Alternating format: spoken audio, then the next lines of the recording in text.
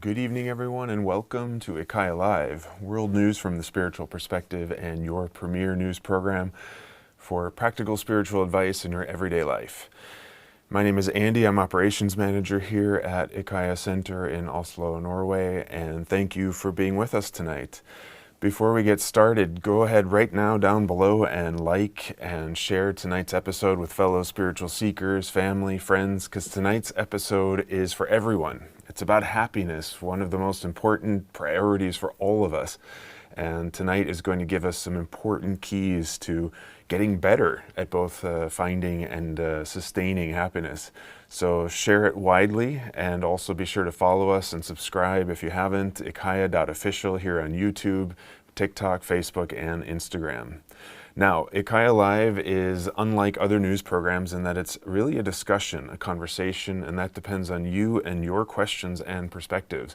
We have both a live studio audience here and you here on YouTube, so be sure to write in your questions and comments down below and we'll feed them into the conversation with IKYA.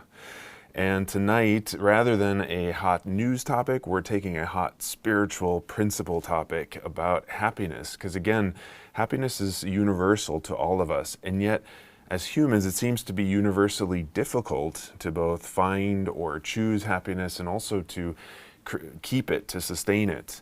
So we really wanted to dive into this topic and see if we can't lift our consciousness, see a bigger picture, and let all of us get better at this thing called happiness.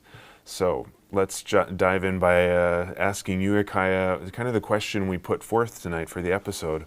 Why in the heck are none of us happy most of the time?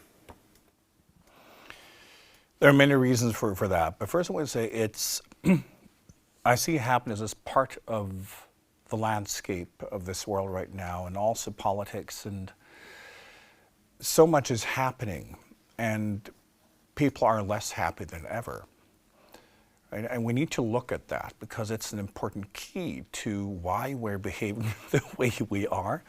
And right now it can be very difficult to find feelings of happiness. Many people are afraid, confused and stressed and worried. Right? And we need to find out how we can be more happy, because you actually can.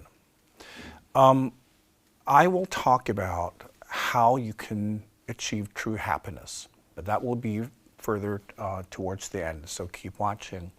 Because the first point I want to make is really interesting. You've probably not heard this before, but you're not supposed to be happy. Biologically, it's a trick. You're supposed to be in a pursuit of happiness, but never reach it. It's one of the key elements of evolution, because we start by being very kind of discontent with everything. And we'll dive into this, but just so you have the overview. Evolution is based on you always trying to achieve more and being better. And you wouldn't do that if you were happy. So life is kind of dangling the concept of happiness in front of you, but placing it in the horizon. So you will never reach it. So biologically, you are hardwired to never achieve happiness, but always wanting to reach it. But you can't.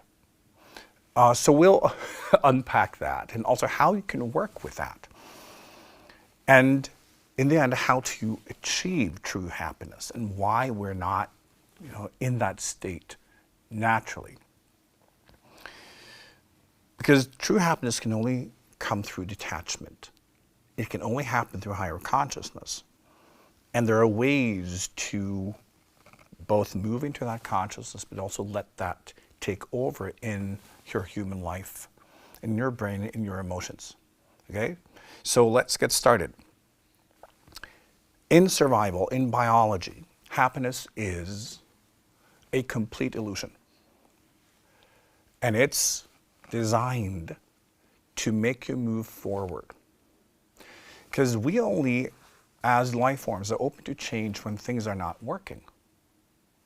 When things are working, we don't want to change.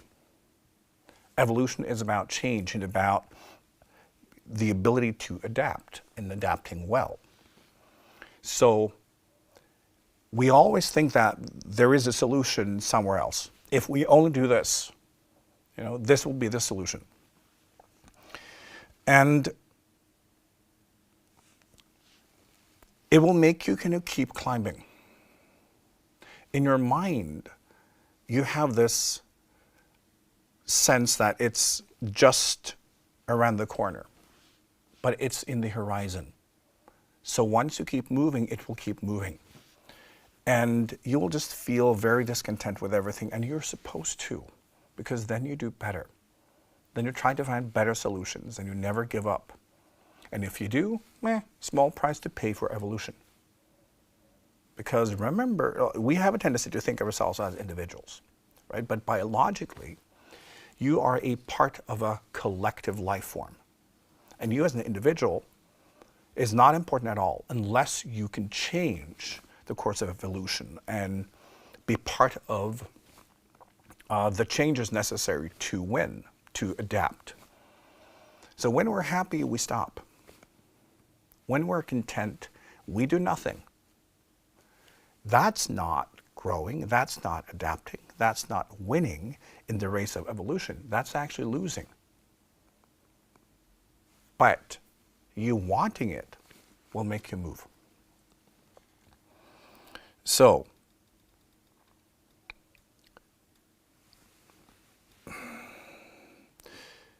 it's in our system. Remember, this is what we as a life form has learned for hundreds of thousands of years. It's how to trick ourselves, how to build motivation when we don't understand. And happiness is such an ingenious way of making us move forward, because you create the thought, we all do, that we deserve better. When you think of your emotions and how you think about yourself, you deserve better, you should have had more. And often, you will then create the thought that it's because of other people. There is something outside of you that has stopped you from getting what you deserve or what you want. And what happens in your brain when you think that you deserve more? You immediately start feeling suffering, so that you then try to balance yourself by achieving that goal. So when we as a life form, as individuals, operate in a purely biological consciousness, we don't find motivation in anything else than survival. So this is a passive type of motivation. First, being triggered into thinking, I deserve more. And of course you don't, because what you experience is the result of your own capabilities, your own tools, your own presence. Like, you are doing your best. But it should have had a different result. You should have more. So you will then feel discontent. And the very important thing is, in the game of evolution, you should never doubt yourself. So it's always about the others. That bitch stopped me. It was them. They are against me. They hate me. They did not support me enough. They did not see me. My parents didn't give me what, all of that. We always create a story about the others, those who stop us, those who push us down. Because we, of course, deserve more. It's not our fault. It's all the others. Because then we have that combination of both feeling that I deserve more and there's nothing wrong with me. And if it wasn't for the other people, then I would have had this. It's the perfect story. So you can go out and then try to prove yourself, because what happens in this way of thinking is that ambition is born.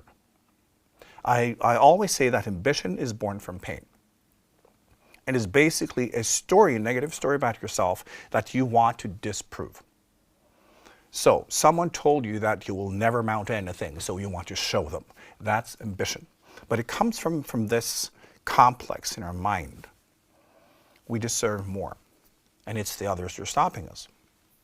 So we think we can, right? And when we want to disprove something, we want to win. But we then believe we can, because this is all I'm capable of.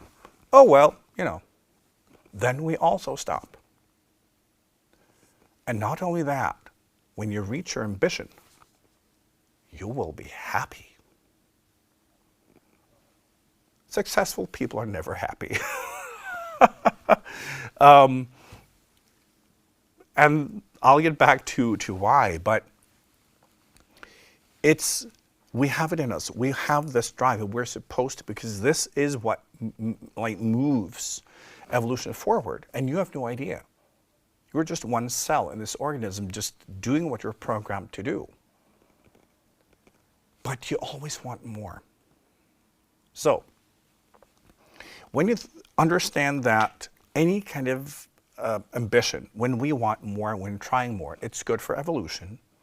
But what we're doing and why we never get happy is because we have these patterns in our brains to make sure that you're never happy and never content.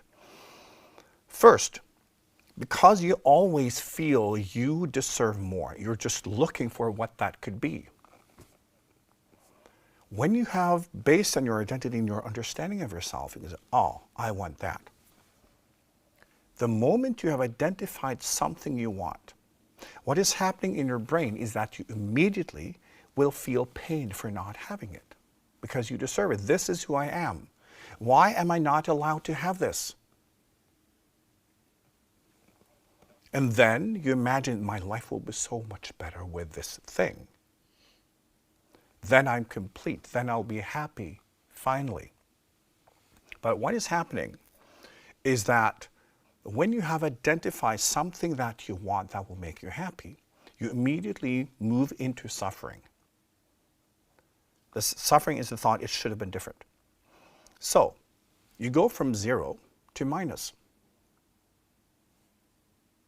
Because suffering is minus.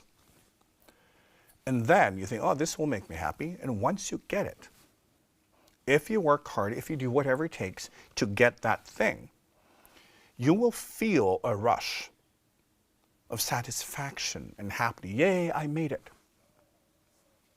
But then the brain chemicals will balance. And you will find yourself at point 0 again. Because it's a trick to make you achieve more. And then all of a sudden it feels the same. It doesn't work.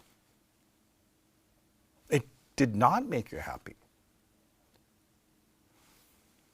And then you may try to find other things that can make you happy, because we believe this religiously.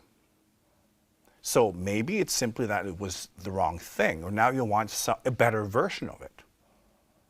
Right? That will certainly make you happy. For guys, it could be cars, right? Always a new car or a new thing. For women, it could also be cars, but it could also be, bags, it could be clothes, it could be like more and more expensive items because we deserve it, because this is me. And now, okay, now that is base level, now I want more. We will never be satisfied. In fact, we will actually, as we move forward, be less and less satisfied. Because life recognizing, oh, you're actually moving, well, let's crank this up. So this is why most people who get a lot of whatever they want, they are very depressed, they feel lost, and they feel lonely and very discontent. Because we believe in all these strategies and they work hard and then nothing. We do not get happy. But biologically, this is the only strategy, because biologically, happiness does not exist as something permanent. It is only that rush telling you, yeah, you reached the goal. And now you can bask in that, and all of a sudden, the feeling will be gone, and you need to self-medicate. Because happiness is what we want. You are hardwired to want to be happy. And you're also hardwired to never become happy permanently. And we need to understand this, because then we can shift strategies. And this is also what we will be talking about today. How you can hack your own brain patterns, how you can hack your own genetic makeup and achieve happiness for real. So, Yeah. We actually do have a question already that seems well timed. He writes, "It seems like my humanoid is only able to be happy for very short moments and then goes right back to long-term suffering. Yes. When I observe my life, however, logically, I have a very good life. Even so, I feel so empty. I know I need something bigger than me to connect to for me to be happy, and I seem to not be able to find that connection. I know on my inner that what I need, what I need, and yet my humanoid resists all that is good for me. So hard, so consistently resisting. So what is it that I am to learn from this?" Well, I will get back to that actually, because this is part of what I'll be talking about later, how we can shift this game completely. But to do that, we need to understand how we are programmed. So I'll get back to the solution to your problem, which is everybody's problem, really. Now, I want to expand on this pattern that I've been talking about, because it's really important that you get it, because only then are you willing to change it. Your self-negativity is part of this. It's very strange, but we are only motivated by negativity. We're motivated by pain, by fear. I've talked about earlier how what we call downside innovation works better for humans. So under threats, we perform better than under encouragement. You would think that if we encourage people to perform better, but no, it's not true. It's under threat. So when your life is on the line, you will actually perform better. We see that when humans are under pressure, then all of a sudden they have great ideas. They innovate, they do great things. Why do you think sports coaches yell at their athletes? "You worthless piece of shit, you fucking, whatever it is. You're not worthy, of being out on the field," and they go on, because they perform better when yelled at. Now, "Well, yay, great job today." Then we will stop. Because the thing is, when we have reached the goal, we stop. When we get positive feedback, we stop growing. This is a part of the human psyche that, for many people, is such a difficult thing to deal with. Believing that, kids do better when, no. Throughout history, pain and fear and punishment and threats make them perform better. But we have to kind of shift gears, because we are also living in a very different time, and we can find different ways. But when we encourage people, they stop innovating. They do not go to the outer limit of what it can do. And evolution is always going past what you think is possible. When you are encouraged, you will stay within what is possible. Now, this is part of why in the West, our sense of innovation is often combining existing innovations in new ways. Because we have a tendency to stay within the box when we are encouraged. So that doesn't sound good, does it? It does not lead us to happiness. So our self-negativity is a way to blame ourselves and others, and to basically try to encourage yourself. From an evolutionary standpoint, that's what you're trying to do. When you're talking negatively to yourself, and you are, you're like this sports coach trying to tell you that you're not performing very well. And that is supposed to trigger ambition, because throughout evolution, that's how it worked. It works in the world of sports. As I said, pain triggers ambition, because then you want to prove yourself. So you have it in you that if you do that to yourself, you will try harder.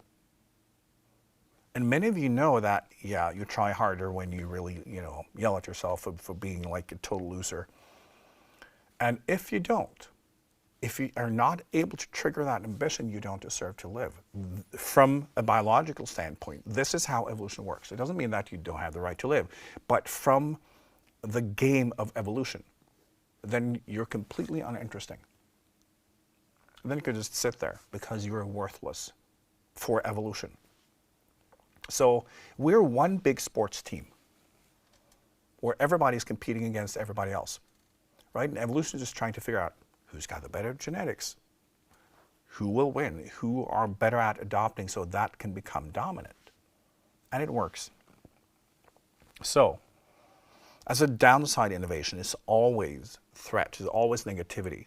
It's always being discontent. It's always wanting something you don't have. It's always the story, I deserve better and it's because of them. Your brain is excellent at creating negative stories. But the moment you reach whatever it is, it's on to the next one. You're not supposed to feel that, oh, this is good enough. This is why we feel that we're never good enough, because we're not. Life wants to push you further. And also understand that when we incarnate and we're still in the low consciousness, this is the growth we get. So going through this will also push us forward to work with our karma, because we only do what we're forced to do. We will only be productive when we are forced to. So we live in this enormous negative paradigm. And then we have a glimpse of happiness over there. You only need to kind of like power through your karma, power through your limitations. Tell you that you really deserve that, so you can believe in yourself. So we are motivated by negativity. And to stay in the negative emotion, but being motivated by the thought and idea, oh, I can have positivity. I can be uplifted. I can be happy. I can have all of that. So we will try to walk towards the horizon where the sun is. So we'll keep walking. And it works. This is part of why humans are so successful. Humans have gone through evolution faster than any other life form. So, and the result we're getting spiritually and also biologically, I compare this to, if you were to tell someone that, you have a huge field, and is it like, oh, well, there's a treasure buried somewhere in this field. I have no idea where, but it's millions of dollars. You want to have a go at it? That person would probably, take a big shovel and get at it and basically like dig up the whole field. There's no treasure, but you just wanted to, plant potatoes. So it got the job done. So the personal motivation we get is a trick, because evolution and the life form wants something else. It's pushing all of us past what we think is possible, because what is within what is possible is already repetition. There's no growth in that. It's only what is beyond the limits. So this is a big key to understanding why we're so successful as a being through evolution, why we've been able to accelerate this fast. Mm-hmm. Yes, we have a question in the audience. Yes, even though this is kind of discouraging, the only thing that I'll motivates... get to the solution soon. Yes. Yep. Mm. It still sounds kind of healthy in a way. And I was just thinking about the modern human when it comes to happiness. It's just like a click on the bottom and it's happiness, and it's click on another button and then it's happiness, and then drinking this or eating that and then it's happiness, and no movement. So there's a lot more stagnation, and instead there's a hamster wheel of just producing brain chemicals of happiness, but no real achievement. So could you... Yes. And also I think that's why most people are really depressed now. if you could comment. Exactly. This was my next talking point, because you're absolutely right. And then this day and age, we've figured out how to get to the good part without having to move. Because we are then hardwired to want the happiness chemicals. And then we figured it out. But it only lasts for a blast. So we need that, and we need more, and we need more, and then we figure out how to do it, because we're supposed to have a kind of a deep addiction. We all have. We're never supposed to get past it. So once we figure out how we can just like produce it without having to do anything, we're basically now tricking evolution. We have hacked the very foundation of the both intention and ambition that the life form has for evolution. We're basically stopping evolution, because we will just sit there and repeat and produce the chemicals we are supposed to work to get in touch with. But the terrible thing is, again, we're supposed to have these little droplets saying, well, there is more over there. So it's basically like, little, tiny little biscuits, spread out. So, oh, if you like the biscuit, there's one over there, and then we move over there. Oh, well, that was a small, but I'm sure you need more, so it's one over there. And then we move forward. Now we can sit still, and we can have the biscuits delivered. Right? So we do that, and we can just press a button. And we get this overload. And at the same time, we're discontent. Why? Because we're not achieving anything. Because we first create the story of achievement by triggering the chemicals. But there's no achievement. And the brain also understands that. I'm just sitting here. I haven't achieved anything. So that will trigger depression. Depression can only happen when you're not productive in an evolutionary plan, because then you're not doing your job. Again, it's so important that we understand that as an individual, it's a whole different thing, but how your biology works. You are a cell in a collective life form, and we need to look at that perspective first, okay? So it's basically just about you as a cell doing what you're supposed to do for the best of the evolution of the whole life form. So, yeah, we stand still. And we know that we're not producing, and then we get depressed. Like when someone feels purpose, they experience purpose, they can never be depressed. It's lack of purpose. We are supposed to be depressed. It's another way of being discontent.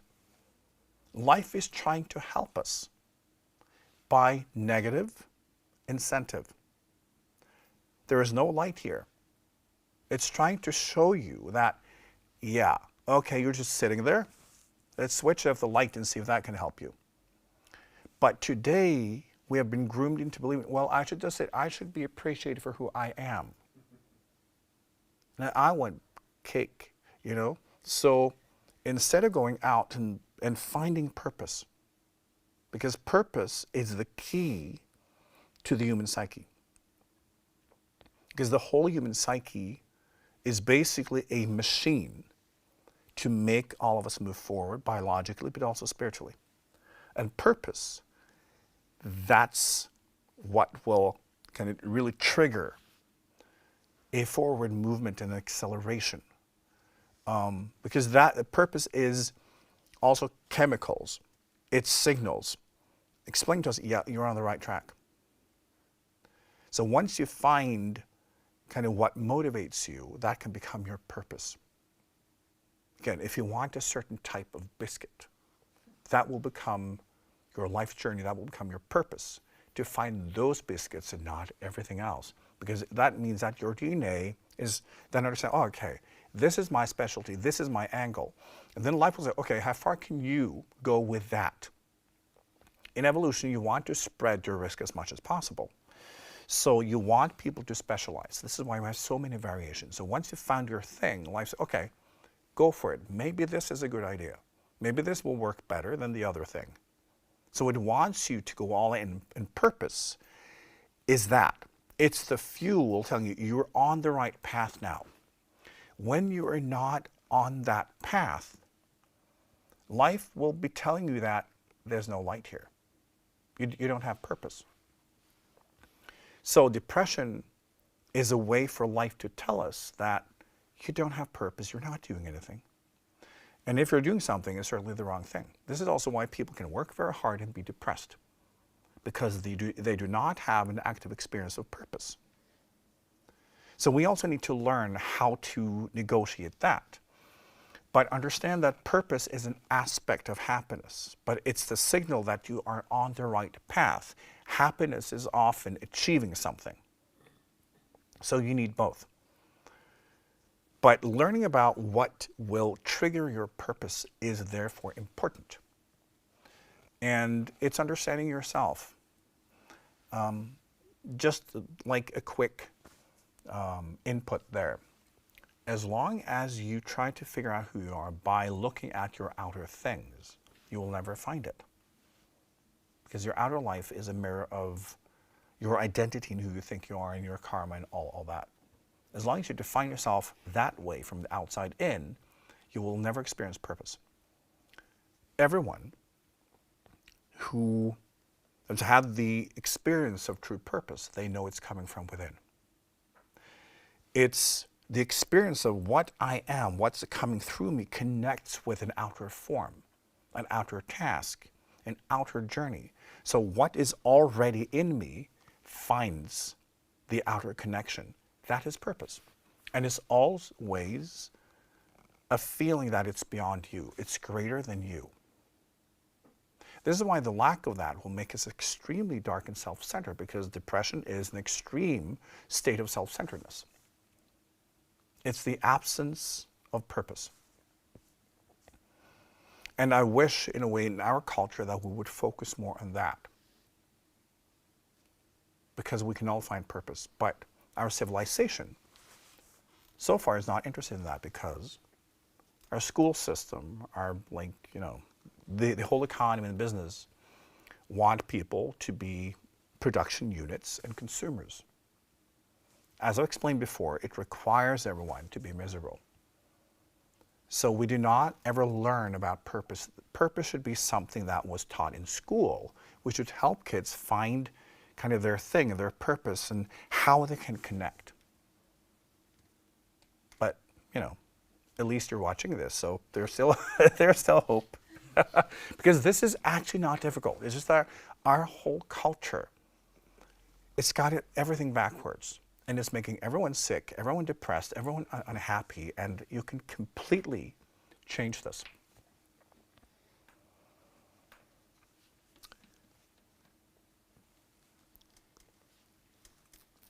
What you need to understand is that there are two types of happiness. You have the conditional happiness, which is what we have been talking about. It's a biological happiness.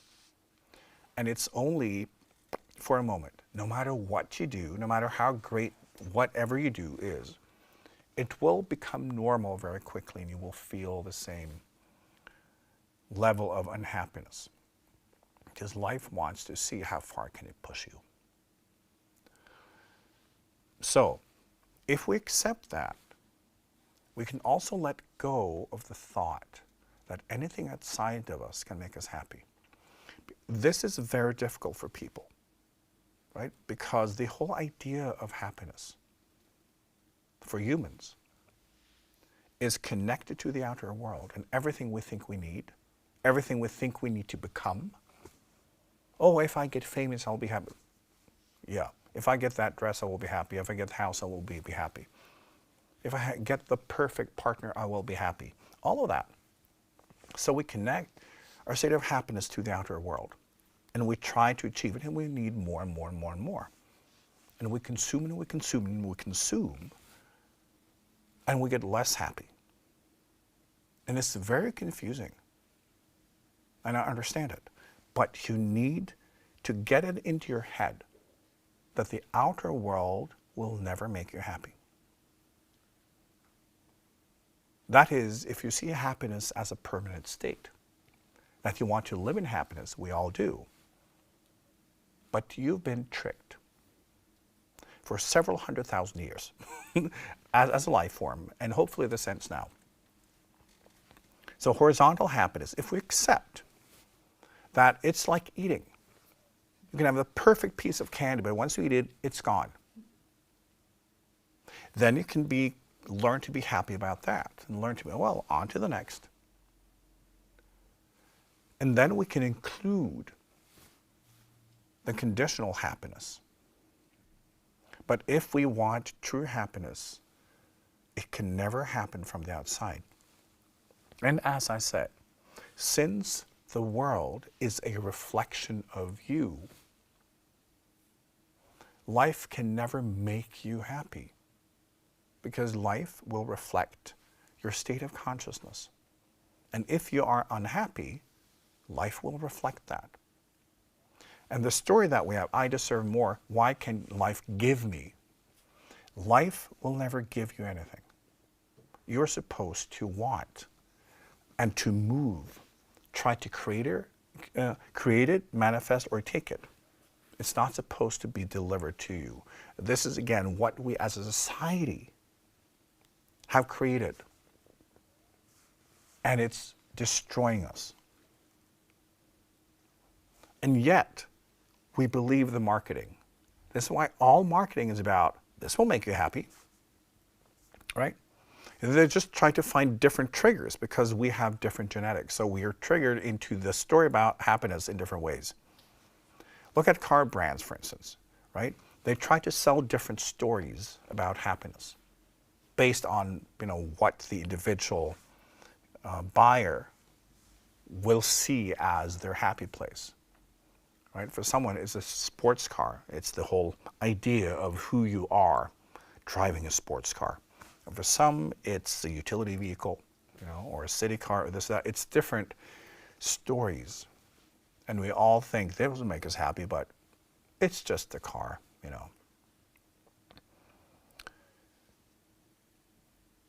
One thing we need to understand also when it comes to our biology, and I've talked about this a lot, is that our brain, our genetics, still exist in the Stone Ages. So we haven't really changed for the last 100,000 years. There's been very little change. So your brain will always look for physical solutions. And this is why when you go back, even in recent history, if we go back like 1,000, 2,000 years ago, that was still the case. So think of all feelings, all needs being physical. It's food, it's shelter, it's sex, it's this or that, it's physical. So all emotions and all feelings started as a way to identify needs necessary for your survival and to trigger certain behaviors that is good for evolution. And the abstract part of our mind is new. The vertical consciousness, which is the spiritual consciousness, is new. It's an evolutionary step. So it's a new thing. It's just budding. Most people on this planet have not yet activated the spiritual consciousness. So they're still purely in a biological consciousness. So if we think of survival, that is definitely physical, right? It's getting food, it's getting shelter, it's getting the partner, it's getting water, all of that. So, and all your feelings were just ways to understand that you are lacking that. Oh, now I feel something negative, so we need to do something about it. So, when we then develop the abstract mind, it's still in, the body and the brain has not quite figured it out yet. So it will assume that when you have an abstract thought, abstract emotion, well, the solution is physical. This is why still, for instance, when you have a psychological issue or an emotional issue, the body can produce physical pain. You can get physical symptoms. You can actually get physically sick. because the brain is looking for also physical reasons, because it cannot understand that we live in the abstract fantasy world and live in consciousness. The brain does not understand because it relates to everything as concrete. So when you feel something, that must be connected to a pain in your body. And the brain says, well, I must have been like misinterpreting something. So it will then take what you're feeling emotionally and try to figure out, oh, well, what physical pain is this? Because different physical pains throughout evolution has also caused different kind of states of emotions, right? Hurting your foot is different from a headache. And you create different stories, different emotions based on, if you lose your foot, there are certain things you can't do. You cannot run anymore, while having a headache means you have to lay down. Different stories. So genetically, your brain will kind of rummage around in there, trying to, oh, this emotion, what is that connected to? And it's absolutely sure that this has to be physical. So it will then try to connect with that body part, with that type of pain or illness that this could be. There must be a disconnect here. I need to try to connect, because otherwise maybe the body is in great danger and I'm not aware of it. Because if I'm not aware of it, we cannot start the whole immune system operation. We cannot start the healing. So the brain is then trying to make your feelings and abstract pains physical, because it has to, because that's where it has to be. And then you can start the healing.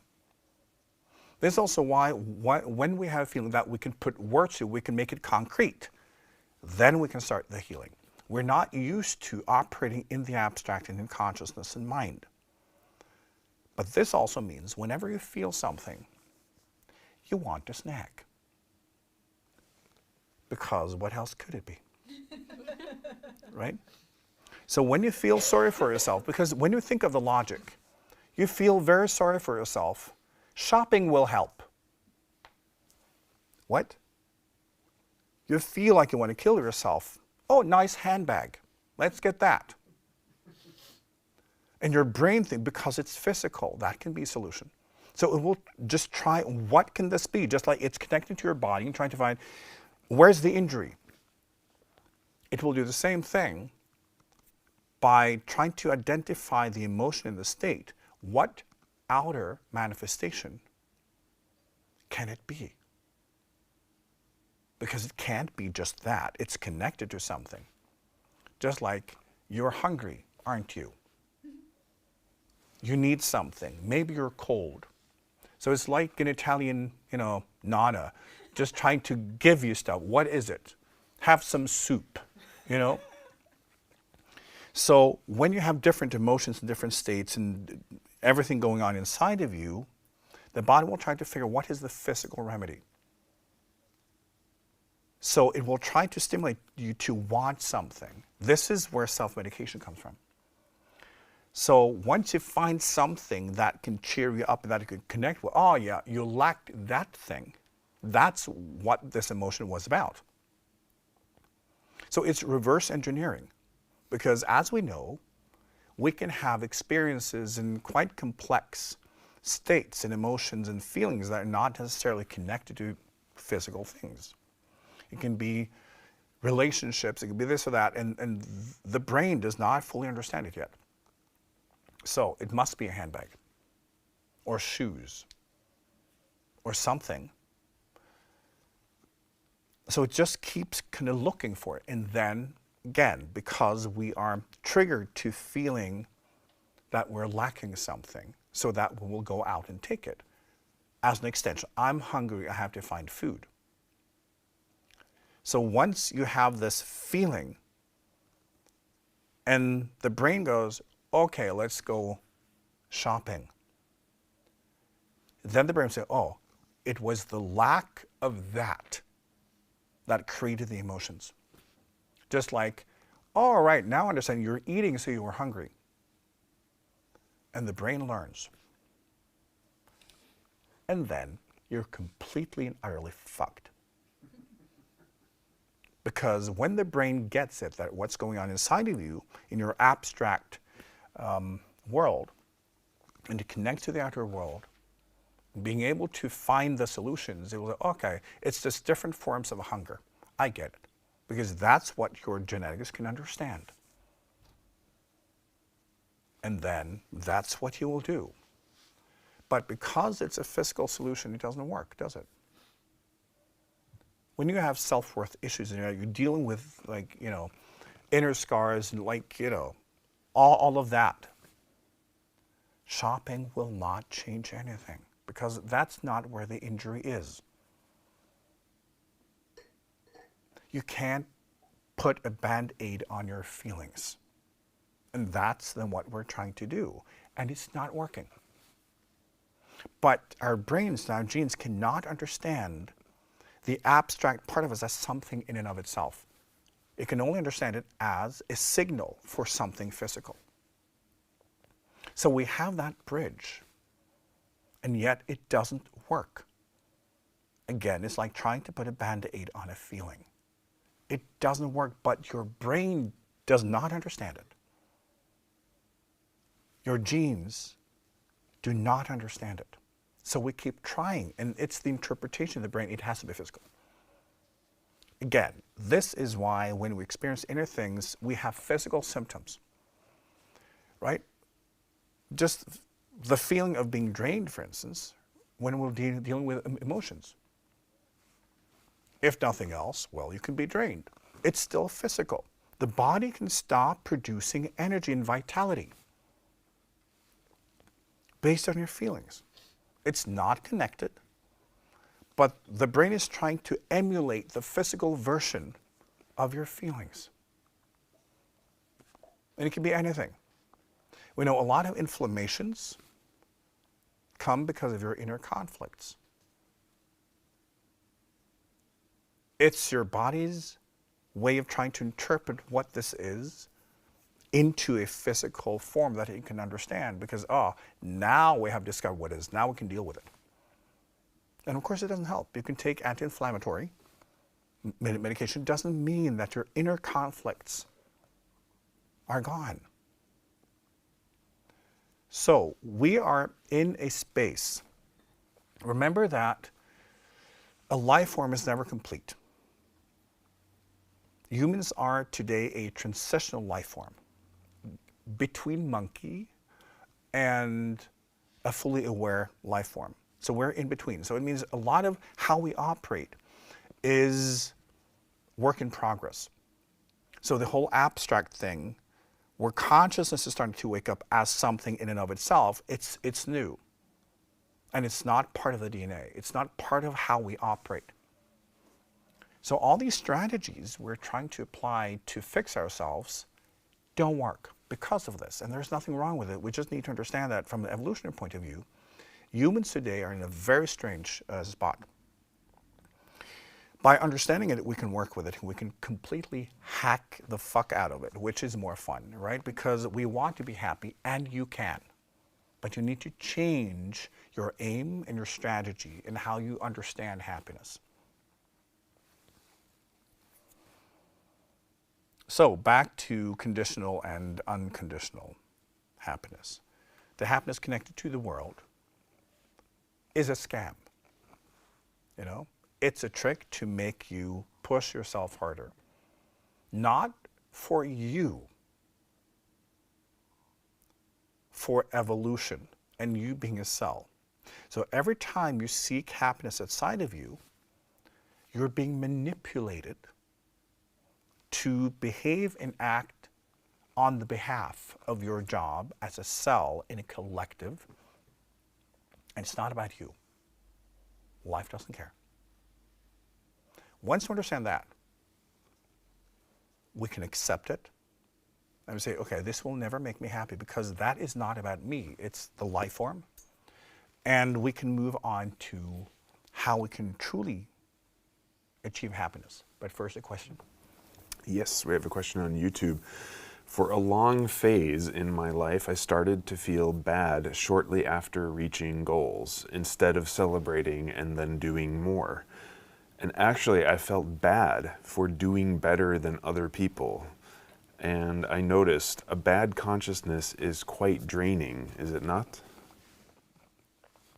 Absolutely, but this is exactly what I've been talking about. You are hardwired not to ever achieve lasting happiness. We're supposed to feel miserable when we achieve goals because life goes, oh, you can do this. Okay, let's crank it up and see how far you can go. Negative motivation is the only true motivation there is in horizontal consciousness. That's why. So most people, after achieving big goals, they feel completely shitty. That's the common thing. Most people will describe emptiness, lack of purpose. They can get depressed because life is trying to motivate them. Oh, if you can do this, well then, you should be able to achieve even bigger things on behalf of the life form. So we all have it in us. So the idea that achieving goals will make you happy, no. It doesn't mean that you should not achieve goals, but understand it will not make you happy.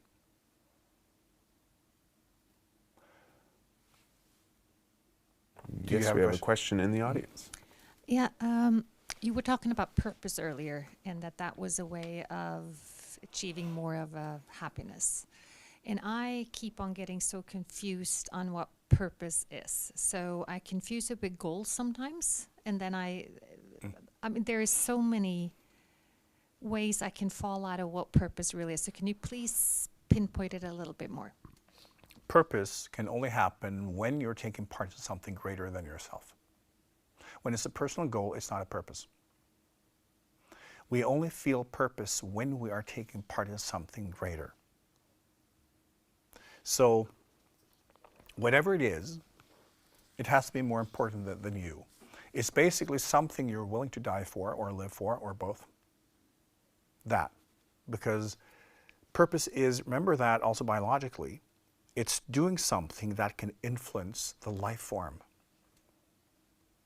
Yeah, so we have patterns, recognizing when we are doing something that can contribute to the overall evolution and our group winning, because it's competition. So it's never just about you, because that can't be used for anything. You as an individual, what you achieve in your own life only makes a difference if you're able to influence more people into that same behavior and they have kids that are trained in that and so forth. It's only then. So when it's personal goals, it will never trigger that sense of purpose. It's only when it involves more people, and we all know it. That's when we feel like we're really making a difference. It's in us. This is also biology. It doesn't mean that now you're spiritual and trained. No, this is biology. Again, that is wonderful. We just need to understand how this life form works. So every time we achieve personal goals, we will get empty and depressed. When we do things for others, that can also be part of our personal goals. I want to do this, but we also see I can make this spread. I want to change life for everyone.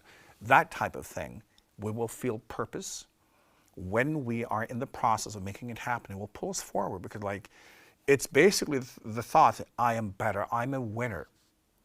I'm able to push the boundaries of evolution. And life will go, yeah, let's turn you on. So you will get those chemicals telling you that you're doing the right thing. So whenever we do something for others and through others, it can even be power. If we take a person like Hitler, he's probably one of the people in human history that felt more purpose than anyone. It's not really about if it's good or bad. How many people can it influence? It's that. And when you are supposed to believe in yourself, because you're supposed to make a change, and then life will just experiment to see, is this a better strategy? Turned out, no. But that does not change that he had an enormous sense of purpose. So good or bad is not relevant. It's doing something that includes other people and that you can change their lives. At least you have the thought and idea that what I'm doing now is so important beyond myself. It can even be fluff. It can even be you sitting at home, creating this story. Oh, I'm so advanced. I'm doing this for all of us. That can create purpose, although you're just sitting at home. If you're good enough, weaving that story for yourself. But basically, it has to contain that. Can I hack happiness even more by setting that sort of bigger goal out, way beyond myself, but then also stacking in personal goals within that? Or do I end up undermining it because I'll kind of like get moments of depression after I achieve personal goals that'll take me away from the big goal? Right, okay. Now, if I just continue a little bit with purpose, I'll explain that. The thing is, when you are in a state of purpose, when you reach the goals, you will not feel empty because it was never about you. When you want to achieve personal goals, it's all about you and your own happiness. And therefore it will collapse. Once you live in purpose or how, like you want to reach your goal, but it's really for how it can impact other people, that is where your focus is. And it means that that kind of state of purpose and those chemicals will keep coming because it was not about you as an individual. Remember that individual happiness is a threat to evolution because it doesn't do anything. It's only when you are in purpose, meaning that to influence others. That's how you bring the world forward. So purpose can last forever. Purpose and passion, they are kind of, in the same family. But individual happiness is not good for evolution because it just involves you. You can become a taker, a consumer. Someone in purpose will produce, will be in abundance, and also share and teach other people. It's all of that. So we can absolutely kind of work with this.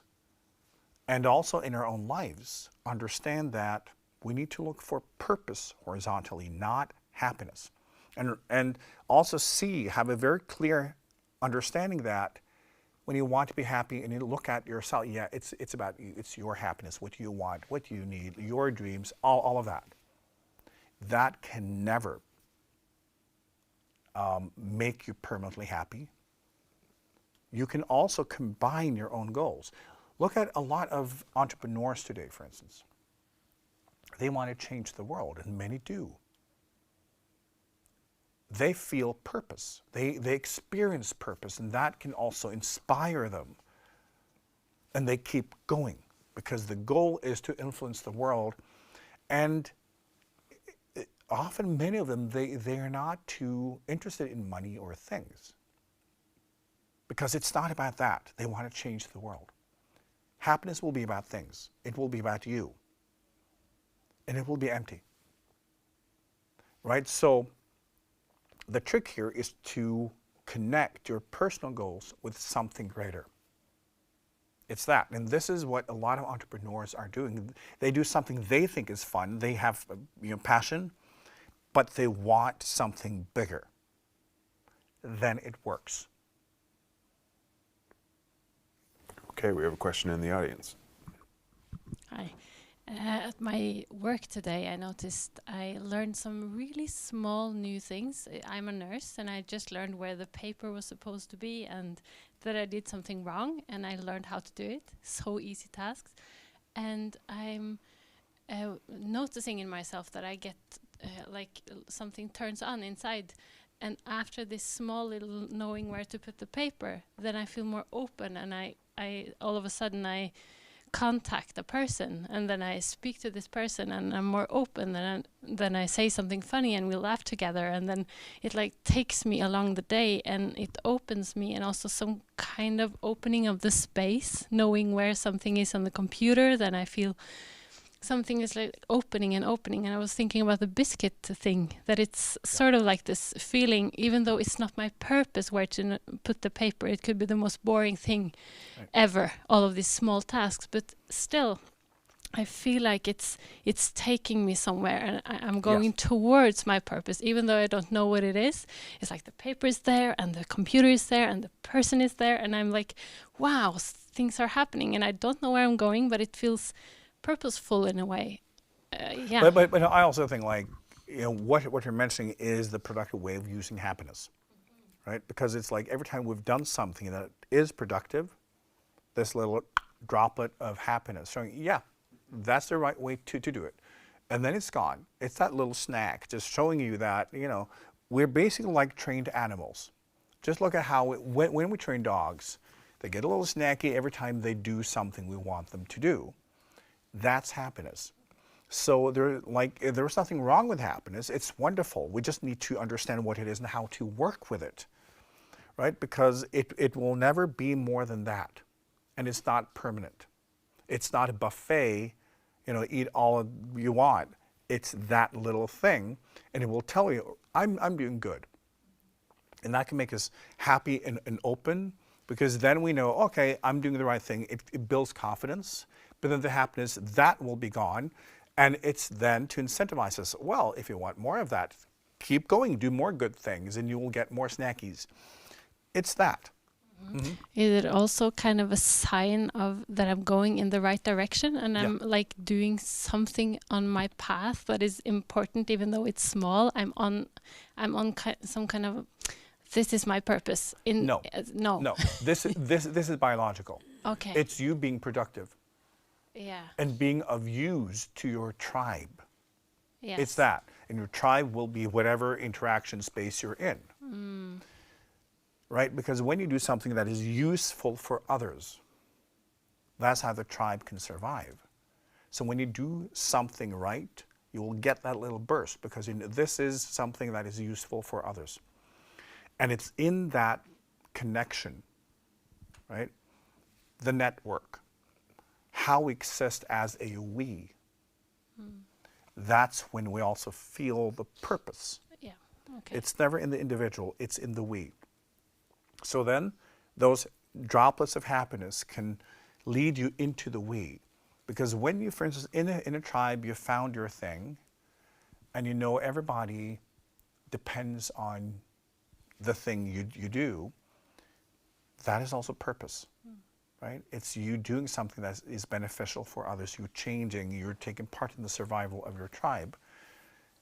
That is purpose, and happiness is when you do it right, and when you learn. So a child can also learn, and we will be kind of self-going. So it's the balance between those two strategies, that if we are able to manage them right, we can feel very fulfilled as people. But what we're doing today is we're trying to achieve it through consumption. And it's not connected to doing anything productive. And the brain understands it. Right? So it will mean nothing. We're basically destroying our own chemical signal system. So it doesn't work because it means nothing. Therefore, it's very important in life to do productive things that are useful to others. Because I'll just want to do my own thing. Please don't. It will not, you can do that too, but understand how we are hardwired to exist is in concert with others. So the thing is that, as always the greater picture, always connect what you do for that to be useful for others somehow. That is how you get to that sweet spot. On YouTube, though, he asks, why is it so damn hard to find my purpose? For example, when I look for my purpose, I tend to set the bar of achievement so high that I find it useless to even start. I can so easily see how it could be in the big picture, and at the same time, building my own life seems to be more than I can handle. What's the deal? The answer to this is very simple. And it's because you misunderstand what purpose is. Now, all of you, please just go blank for a moment and try to understand, because there is no such thing as your purpose. As a purpose happens when you're part of something greater than yourself and when it's useful to others. So, you cannot find your purpose, you cannot construct it because you make it about you. Then you make it about happiness. How you will feel when you find your purpose. So you're still in the pursuit of happiness. Purpose is, you have to start with a big picture. You have to start with the usefulness of what you do. And you building a narrative and story and emotions about how this is useful to others, how this is impacting other people for real, and you have to prove it. And when it's working, then you will feel purpose. So it's not about you finding your purpose. It's really about purpose finding you, meaning you do something that actively changes people's lives. And it can be anything, because it's not the one thing. It's that you do something that can impact others in a positive way. But because we're so kind of depraved of real satisfaction and happiness, most people will confuse purpose with happiness. And we're like, I want to find my purpose. It's really what we're saying, I want to find my happiness, because you make it about you. Purpose is about everybody else. And you becoming a vehicle for your tribe. Right? So it's starting at that end. And it can be anything, as long as it's useful in the greater image, for real. So this can be tricky, because we are used in our culture to make everything about ourselves. We're not used to starting with a we. Our culture is obsessed with the individual. And understand that the individual is the smallest part of you. You exist in many different levels of we-ness. And the I-ness is a very small part of it. So we cannot find individual purpose, because that is not purpose. And it will often lead us to frustration, because purpose then becomes about, how do I look? What about me? I want to find my thing. Evolution does not care about that, because nature does not know what will work. That's a wonderful thing. It's one big experiment. This is why it tries out any type of strategy, and the one that turns out to be the winning strategy, well, that wins. So we just got to try things. So you can't construct it. You can't go, okay, now I want to come up with a winning formula. You can have that thought, but you don't know until it's tested out. And often what we want to do, because we get so consumed in the idea, this has to work. I want to be happy. We want to know in beforehand. I talk to so many people who seem to, well, I can do this, but I want to know if it will be working, if this is like, if this will help me, if this is the right choice for me. And then they can't find purpose. So we need to have the idea of, again, doing something, and it can be whatever, because it's whether or not it's working. That's how true purpose is activated. But you can start with the idea, but you will not get any guarantees. It will not give you any position, because then you make it about you. So what we can all do is try to understand the difference between happiness and purpose. That happiness is the individual satisfaction, and purpose is the we-ness. This is why most people, for instance, they can feel an enormous sense of purpose when they have a family.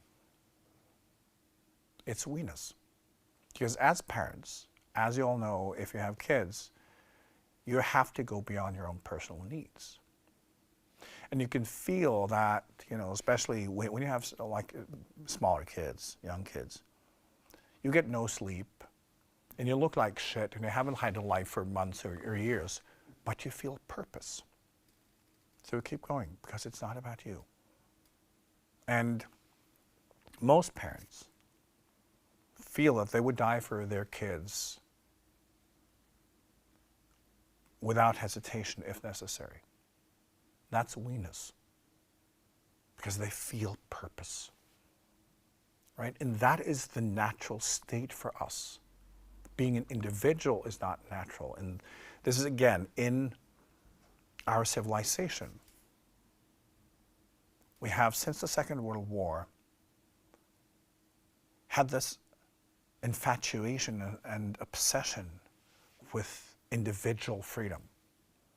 And it's made everybody lose the plot, made everybody depressed and sick and feeling that life is worthless.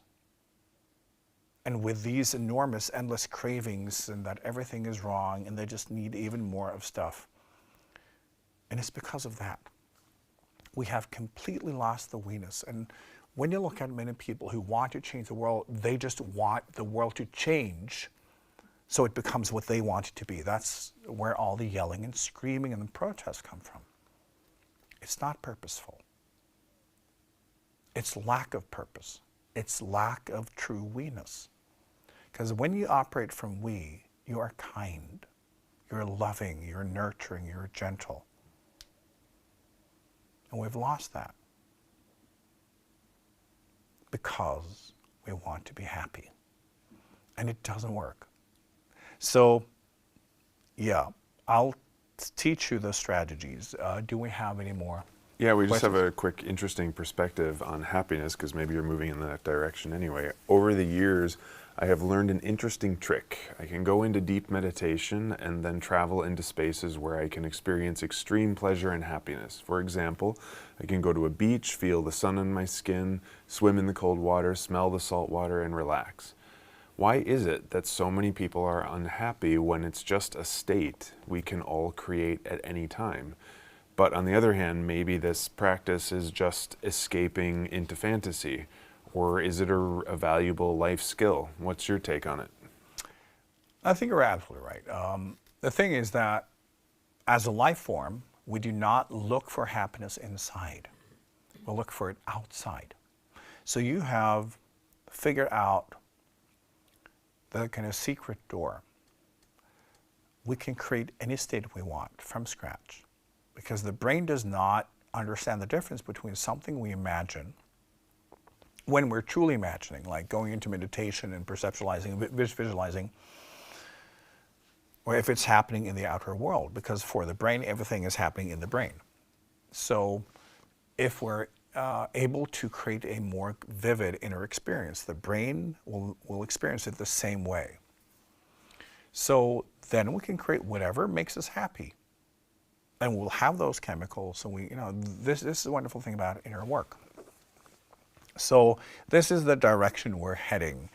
Because, as I said, the outer world can never make you happy. Because you become a slave of all these needs and all these lacks. And the more you get, the more lacks you will have. The more worries you will have. A very simple way to start is simplify.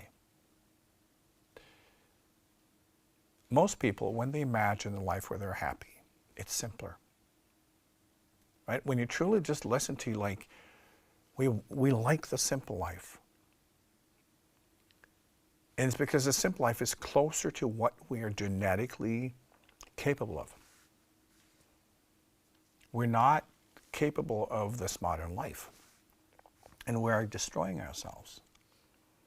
So most people, when they think of being happy, if they just unplugged and because, okay, make yourself happy, they would like to downsize. They would want a simpler life, because that we can handle. So simplification works. Now, what is really interesting, I've seen this happen with a lot of rich people and the successful people, especially if they achieve an enormous, like if they become billionaires and they want to have that lifestyle. And when they think of it, they imagine, ooh, I can have like multiple houses and I can have the yacht and the helicopter, like whatever it is. But then they realize that, oh, more worries. Because the thing is, once you have something and it doesn't work, you need a better version of it. You need more. And it means that you're moving in multiple directions. If you have a big mansion, you need staff. They need to be managed, and that's a job. And it's taking care of everything. Like, it's more worries, and then you have several of them. And then this and this, and this. So basically, it's more work. And as I explained how we work, is that we will immediately, when we have something, we will feel a lack of what could be even better. So think of when you have even more stuff. The same thing will happen. But instead of having like 20 different kind of manifestations that you feel this should be better, you have several hundred. What do you think happens to your brain? And this happens to them. This is why a lot of wealthy people, they're deeply unhappy and they're completely nuts. They're very unhealthy, very imbalanced because of this. There's simply too much. And they're not in any way or form happy. The key is to go in the other direction. Simplify. Remove from your life what does not make you happy. And look at manifestations. Look at people. Look at habits. Look at your job. If it only pulls you down, why keep it? Many people have several people in their lives that they just feel are draining them. It doesn't mean that there is something wrong with these people. Sometimes we're simply not a good combo. We're not compatible, and that's fine.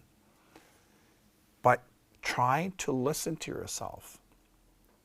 If you were to simplify and then look at quality. Quality always makes people happy. And that's more creating a space where you could be content, and it means it provides survival. It provides survival physically, but also mentally, emotionally, and spiritually, and in your identity. And it's learning to work with our life spaces that way.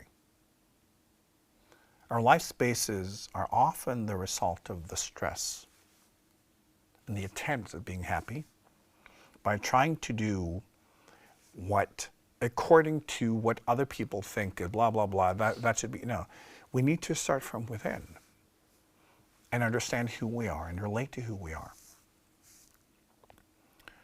And often, it takes a few years before we get there, because for most people, I said, like the first part of our life, we let ourselves be molded, right? We're shaped into someone. Just think of like, as a child, we are in a default setting. We're basically a Stone Age brain and DNA coming into the world, and it has to be shaped, right? It has to be trained. So we're supposed to allow the world around us to shape us because we do not have the competence or the skill set to function or to survive. We need to learn. So first we do that, and then we try to be what other people want us to be, right? Because that is how we survive. In a tribe, you're supposed to kind of do what is necessary. So we grow into that. And then at some point we say, well, this is not me. It's not me at all. And that often happens when we reach adulthood. Often when we're past our 40s and sometimes in the 50s, we start to realize this is not me. And then we begin to peel away. And we begin to say, well, there is something inside of me by being shaped. We then start to understand what we are not. And we can start making choices. Well, at least I know I'm not that. At least I know that I don't like that. And then over time, we get to understand what we like and what we want and who we are, and then we start to make choices from there. The smart thing is then over time, it's very simple. Whenever you can make a choice and you have alternatives, try to choose the version that can make you happier and that you connect with. So when you look at one of the options, what makes you happy? And if it's none of them, well, what makes you happier than the other ones? It's immediate, what you connect with. From the inside, not based on logic, not based on what's smart. Just listen, because then it resonates with you. And if you do that again and again and again and again over years, you will have built a space that will resonate with you. So every time you buy a new piece of furniture, listen to that. Every time you buy a new piece of clothing, listen to that. Buy what you actually want, not what you think other people will like.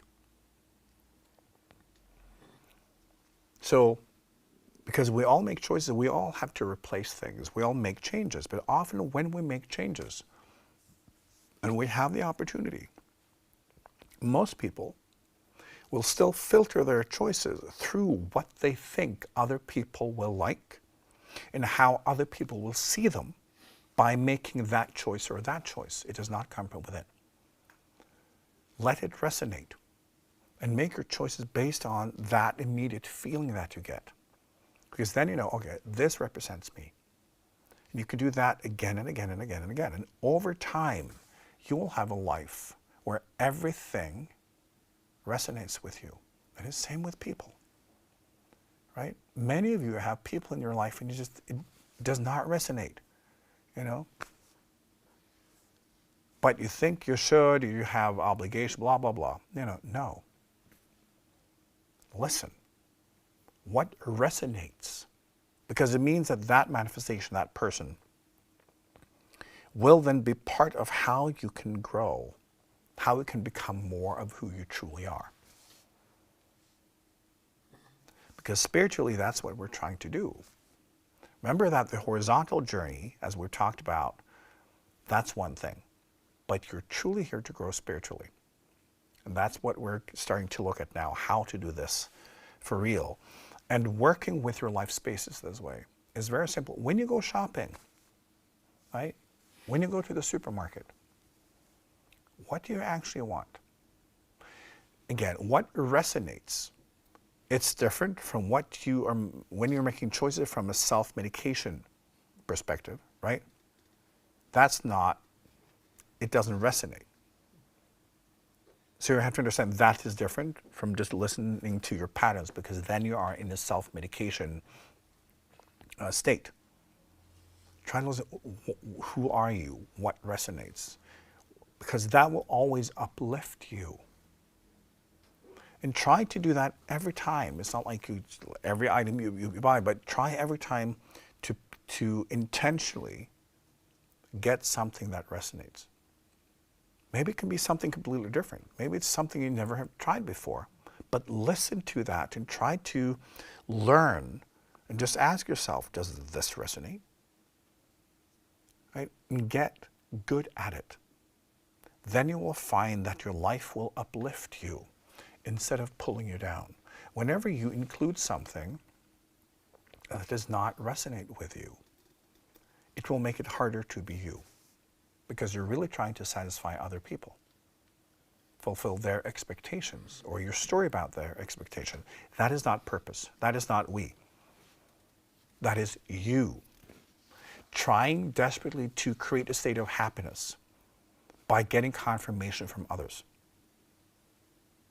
And of course, that never works either. So ask yourself, does this resonate? And then just make that choice. So that's one step. Any more questions? Yes, we had a question about your first technique, simplifying. On YouTube, he writes, I would love to simplify, yet you've also told us not to run away from life and to continue to sit with our discomforts. So how do I know if I'm running away or simply embracing the joys of simplicity? That's a good question. It's a matter of building it over time. Now, if you've built a big structure of things you don't like, you can't just leave it. You have the right to change. Evolution is about adapting, changing, learning, growing. So as long as we take responsibility, we can do anything. And then we need to understand what responsibility is. Everything we do has consequences for other people than us. We need to see the full extent of our actions and our choices. As long as we are okay with those consequences, we can do anything, because then it also means that we will be kind of cleaning up. We will be relating to what happens and how it impacts other people. So if we have made a lot of choices that we see, well, this does not resonate, I have a life that is not mine, change it, refurbish it. Every time you make a choice, because that's the point. Sometimes we have things in motion and we can't just run away from it, because that is irresponsible. But every time we have the opportunity to choose, then we can say, does this resonate? And how can I simplify? Do I need this? So responsibility means living in a contextual understanding of how everything we do impacts the world around us. And then that we include that in our actions, our thought process, and our decision making. So then, kind of downsizing is not the same as running away. Any more questions? Yes, we have one in the audience. Yes, I have a question and a comment that is closely related to that one, and also the one before that, with going into different states and creating happiness from that. But I also, since I work with nutrition, I work with people who often have both physical and stress-related illnesses, and I can provide them a meal plan to support their physical body, but if they don't address the stress levels in the body and work actively with that, nothing really happens. And sometimes they can, but I can meditate and I can create these amazing states of being, but they're still not addressing the stress level. They're not actively doing something concrete about those. And if you could tell us a bit about those differences in the it's like, instead of moving away from something, that creates more stress in a way. Yes. So Yes. being Now, present to it instead. Yes. Suffering is the thought. It should have been different. It's about things that have happened that you can't change, but you think it should have been different. It's an impossible thought. Stress is often the active experience of, I should be doing something else right now. I'm in the wrong place. I'm not doing this right. So it's more actual. It's more in what is actively going on. And the distance between what you understand kind of you should be doing and what you are doing. I should be over there. Just think of like the stress experience. If you want to, take a plane trip and you're afraid of missing it. That's a thought that I should have been there by now. That is stress. So it's always distance between where you are and where you think you should be in that same moment. What you're doing and what you think you should be doing in that exact moment. While suffering is the story about what has happened and how that should have been different somehow. So, then, when people experience a lot of stress, it's because they simply don't learn. Stress is initially about instructing us, you're not doing it right. So change, be better, right? Because then we will dissolve stress.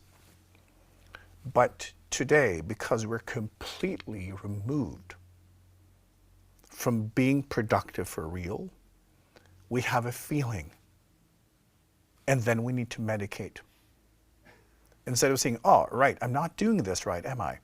How should I be doing this? And when you're then doing it correctly, based on your genetic understanding, because the stress comes from your genes. It's a long line of experience. And your genes recognize you're not doing it right. You can't do better, like, you know, and trying to instruct you to go over there, do it that way. There is something that's not working here based on millions of years of experience. It's that. And then instead of trying to learn, trying to change, trying to adapt, because stress is an important part of evolution, as I've explained many times. Stress causes mutation. That's the purpose of it. Mutation is the ability to go beyond boundaries. So, when you have enormous amount of stress, and this is the downside innovation. When you are threatened, you will feel fear and enormous stress. That will trigger physical mutation. Because then evolution will just try out thousands of different mutations, and most of them will not work. But there will be very slight changes in a few people. And over time, the mutations that work will then represent the change in that life form. This is how evolution biologically works, is always through stress and mutation. So for instance, think of how fish became land creatures. Right? How many times that has happened is basically when a life form experiences that they can't stay in water. This can take millions of years. It can be that there are changes in that you have life forms that the rivers dry out or something. And think like thousands and thousands of different strategies. And over time, they will start, building limbs. And they have no idea what they're doing. It's like, let's, get some limbs now. It's like so many different mutations. And then that happens over time. The mutations of the mutations, and somehow, some of it work better. It's just that. This is what stress is for. It's supposed to instruct us in doing something differently. So when we experience stress, it is because we're not doing it right. And we need to look at, what is it that I'm doing that I'm not doing right at this moment? It can be an attitude, right? It is not always how we manifest, but it can be what we manifest. It could be our stories. It could be feelings. It could be like whatever. That life is showing us this is not productive. And we do not have to push ourselves to mutation, because often mutation and insanity, they are connected. Right? It's when we're pushed off the edge, that level of stress can cause mutation, and in the big game of evolution, most will die. So in that level of stress, then great things happen for those who survive. Just like, as I said, the greatest phase of human innovation over the last 2,000 years was during the 30s and 40s. You had the big collapse and depression. Depression triggered an enormous amount of innovation, big and small, and the same thing with the Second World War. It's how it happens. So also in us, we need to learn to work with stress, and not just sit there and feel sorry for ourselves and then we just self-medicate, because that is often what happens, and then we will produce more and more stress because we're not following the program. We're not understanding what stress is for. So what you can do basically when you talk with people with stress, like, life is telling you to change. Change something. Just start, because change is what will release stress. Only change. And often, because life does not know which strategies will work, but at least it knows this strategy is not working. That's where stress is coming from.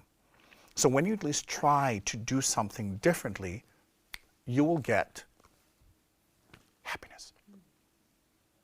Because then you're on the right track. It does not mean that what you're doing is working, but the willingness to change and adapt, that is what evolution is, and then trying things out.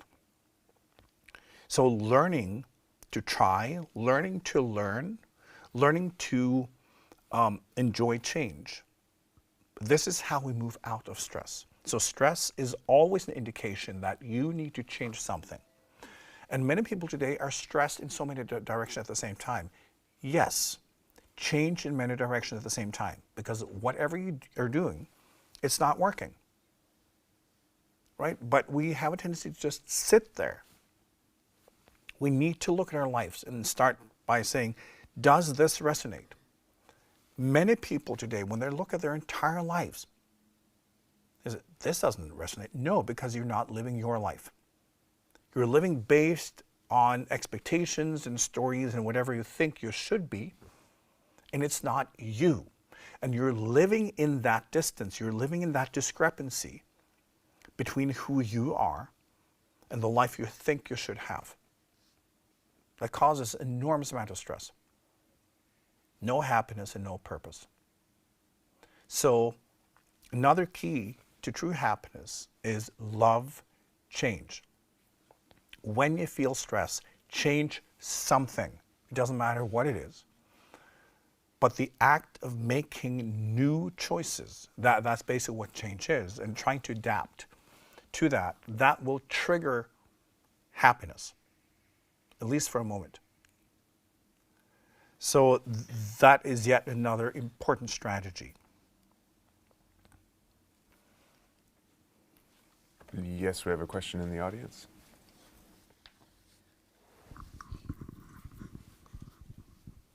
Let me try to find out if I understand what I think I understand this time.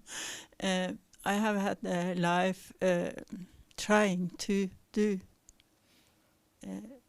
the best, planning.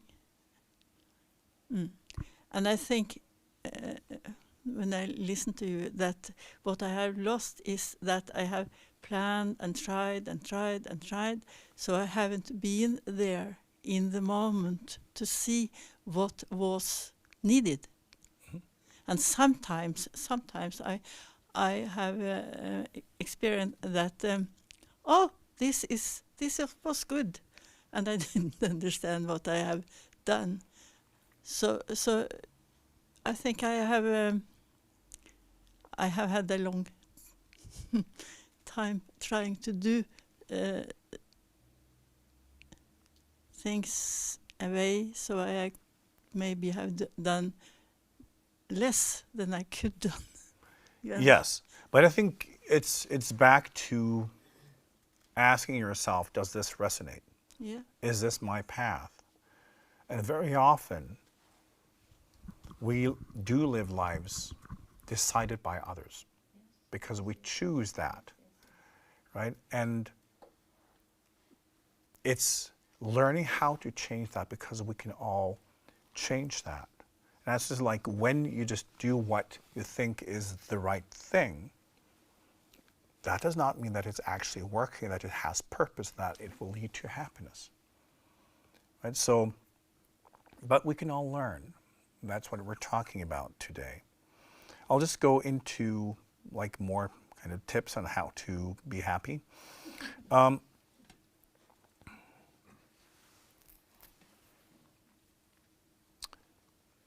It's letting go. That is extremely important.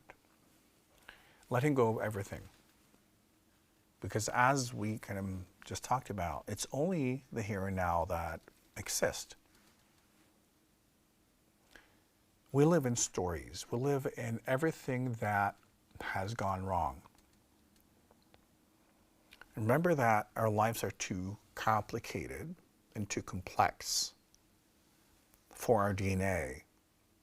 So we get confused, and there's just this overwhelm all the time.